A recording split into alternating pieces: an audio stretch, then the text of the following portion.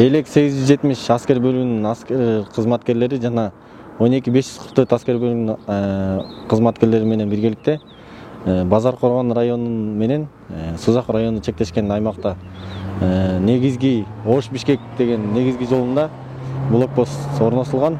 Бул жерде биздин талаптарыбыз өзгөчө кырдаалы киргизилген күндөн тартып азыркы күнгө чейин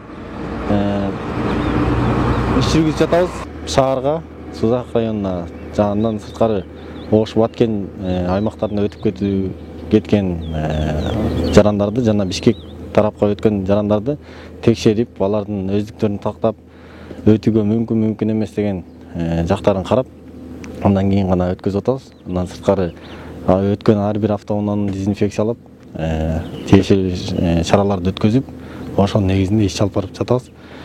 Кыргызстандын келечеги үчүн ушундай кырдаалдарда кызмат кылууга баарыбыз даярбыз.